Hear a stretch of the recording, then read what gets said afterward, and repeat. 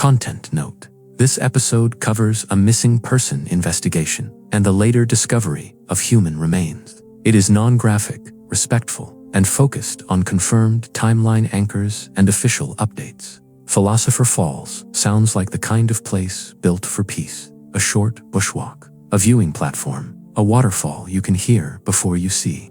A track that feels close enough to safety that you do not even pack fear with you. But some mysteries do not start with darkness. They start with an ordinary plan in an ordinary place. And then the timeline does something cruel. It stops making sense. Céline Cremer was last seen in the Waratah area of Tasmania on June 17, 2023. That is the hard public anchor that everything else circles back to. Not a rumor, not a theory, a date that appears again and again in official updates. Waratah sits in Tasmania's northwest, surrounded by thick bushland that can look friendly in good light and feel endless when weather rolls in. When people say it's only a short walk, they usually mean it's only a short walk on the map. Bushland does not move like maps. Philosopher Falls itself is not some far-off expedition that requires days of planning. It is a known walking track with a car park, a formed path, and a place people visit for a quick reset. That detail is what makes this case land so hard, because the setting feels close enough to civilization that the mind keeps insisting the answer should be simple. At some point after June 17th, Céline's vehicle ended up in the Philosopher Falls track car park. Police later stated the vehicle was located on June 27, 2023. They also stated they believed it had been there on June 20 and that it may have been there as early as June 17. On June 26, 2023, police said Céline was reported missing. That report date matters because it tells you something uncomfortable about missing person cases in the real world. Time can disappear before a person does. People assume a delay is normal, a change of plan is normal, a day without contact is normal, until it becomes something else. And then, on June 27, her vehicle is located at the track. That moment becomes the first physical here, a point on the map that is real. A place you can stand and say, this is where the world last definitely touched her story. A car park is a strange kind of clue. It confirms presence, but it does not confirm direction. It does not confirm how far someone walked. It does not confirm whether they returned and left again. It does not confirm whether they met someone, whether they turned back, whether they sat in the car and waited, whether they stepped off the track for a better photo and then lost the track entirely. In the first weeks of a case like this, search and rescue often works like a tightening net. They start where the person was last known to be, then search the most likely paths, then the next most likely, then the areas that become likely only if you assume something went wrong. But thick bushland can swallow the basic assumptions searchers rely on. Visibility can be measured in meters. Sounds can be muffled. Footprints disappear with rain. Scent trails fade. In late July 2023, Tasmania Police described an intensive multi-day search that had not located Céline. That is the kind of update that tells you the effort was real, the urgency was real, and the result was still nothing. No confirmed trace, no clean end, just more work. When the public hears searched, people imagine a tidy sweep, like a line of teams moving shoulder to shoulder, until the mystery is forced into daylight. Real searches are more technical and more constrained than that. Searchers prioritize high probability zones, then work outward, while balancing risk, terrain, and limited daylight.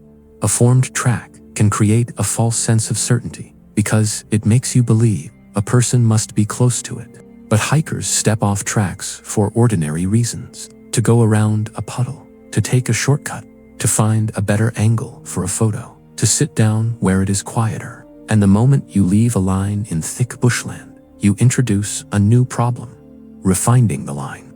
And if a person becomes disoriented, the brain often does something that feels logical but is dangerous. It picks a direction and commits, believing that movement will solve uncertainty. In wilderness terrain, movement can compound the problem. The same trees repeat, the same gullies repeat, the same shadows repeat. For a long time, the public-facing facts were painfully simple. Céline was missing, and no confirmed evidence had surfaced that could close the loop. That kind of silence creates two stories at once. The official story, which stays cautious and factual, and the public story, which tries to fill gaps with imagination. Years passed. Then, in December 2025, the case changed shape. On December 13, 2025, a privately organized search located a mobile phone in the Philosopher Falls area. Tasmania Police confirmed the phone was identified as belonging to Céline. Police stated they were notified immediately and attended the scene. A phone is a small object, but in an investigation, it is a heavy one. The next day, police stated their resources would formally join the independent search after the phone was located. That detail matters because it shows the case was not just a file on a shelf. It was active, and when a credible lead appeared, it drew the system back in. The fact that the search was privately organized also speaks to the pressure families live under in long-running missing person cases. At some point, the official search intensity may reduce because resources are finite and the probability curves change. But for families, the probability curve is irrelevant. The question stays the same every day. Where is she? A phone does not solve a case by existing. It solves a case when it can be placed in context. Where exactly was it found? In what condition? Was it sheltered from weather? Was it near water? Was it in a location consistent with someone dropping it while moving? Or consistent with someone placing it down? Or consistent with it being carried and later left? These are not conclusions, they are investigative questions. Even then, a phone is not magic. Signal coverage can be inconsistent. Batteries die, devices can power down, data can be limited, and wilderness terrain can make last ping information misleading because a connection can occur only in certain spots or at certain moments. But what it can do, at minimum, is narrow focus. It can take a search area that felt endless and give it edges. When a case goes quiet for years, people assume nothing is happening. But a lot can happen without being public. Tips come in, sightings get checked, data gets re-reviewed, experts are consulted. Then, suddenly, a single discovery reorders everything, and a long silence becomes a rapid sequence of updates. In late January 2026, that acceleration became public. On January 28, 2026, Tasmania Police confirmed a bushwalker had located what were believed to be human remains near the Philosopher Falls area in Wairarapa. Police stated the person had been searching as part of continuing efforts to locate Céline, and that forensic testing was still to be completed. This was the second major turning point. The case moved from missing person uncertainty into an investigation with physical evidence. When remains are located, the public mind wants a headline ending, but real investigations have stages, and the order matters. Confirm the remains are human. Determine whether they are connected to the missing person. Establish identity through expert methods. Then, if possible, reconstruct what happened from the environment and what is recovered. 2 days later, on January 30th, 2026, police reported further human remains and items of clothing that investigators believed were likely linked to Céline. That detail suggests the scene was not limited to a single object or a single point. In wilderness environments, items can spread over time, move by water, wildlife, and weather. The terrain itself becomes part of the narrative. Now the question changes. It is no longer only where is she? It becomes what happened in a landscape that can hide evidence, move evidence, and delay answers for years. In missing person cases in bushland, rivers matter, not because they are inherently suspicious, but because they are features people notice, follow, and are drawn toward. If someone is disoriented, a river can feel like a guide. It can also be a hazard. It can be cold. It can be deceptive in depth. It can change after rain. It can trap a person between steep banks and thick vegetation. In early February 2026, attention centered on the Arthur River area. That is where specialist search efforts were applied. based on what had been discovered and what investigators believed was the most responsible use of resources. On February 10, 2026, Tasmania Police stated their specialist team examined a 350-meter section of the Arthur River over 2 days and located 5 additional bones, 2 teeth, and a Honda car key. Police stated they verified the car key belonged to Céline. That verification is not cinematic, but it is crucial because it connects a recovered item to her confirmed property and strengthens the evidence link between the search area and her story. Some areas in this region had previously only been scanned from above because the bush was so dense. Helicopter scanning can cover space, but it cannot replace the ground truth of stepping into a place and moving carefully through it.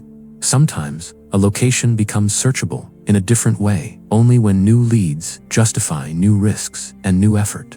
Then came the most definitive public update so far. On February 27, 2026, Tasmania Police stated that, with the permission of Céline's family, remains found near Philosopher Falls, Waratah had been provisionally identified as belonging to her. Police stated expert reports provided compelling evidence the remains were likely hers, and that a report would be prepared for the coroner, who would make the official identification. Police also indicated there would be no further planned searches of the Arthur River. The case, in public terms, moved from missing toward identified while still respecting legal process. Provisional identification can sound confusing, so let's make it plain. It means investigators have high confidence based on expert analysis. But the formal, legal confirmation is made through the coroner's process. That system is designed to protect accuracy in the public record and to avoid premature declarations, especially in sensitive cases. Now, when you look back at the early timeline, you see why the case felt so impossible to solve. Céline was last seen on June 17, 2023. She was reported missing on June 26. Her vehicle was located on June 27, with police stating they believed it had been there on June 20th and may have been there on June 17. That window between last seen and vehicle located is a stretch of time where multiple realities could exist and where the environment could have already begun erasing the signs searchers rely on. A gap does not automatically mean wrongdoing. It often means life. Travel plans, miscommunication, a belief that someone will return soon, a belief that it is too early to worry, and then the moment worry becomes certainty. You are already behind the terrain. When people discuss cases like this, a common impulse is to hunt for the dramatic explanation because it feels like drama equals meaning.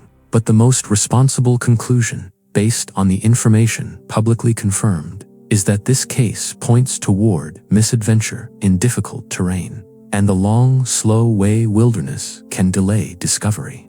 It is real, and that is where this video ends, not with a twist, but with a truth that is hard to sit with. A person can go missing in a place that feels close to safety. Searches can be intense and still miss what they are looking for. Time can widen the gap between questions and answers until the answers arrive years late in fragments. The silence did not break because the wilderness became kinder. It broke because people kept looking, and because a single discovery, a phone in the bush, gave the investigation a new direction.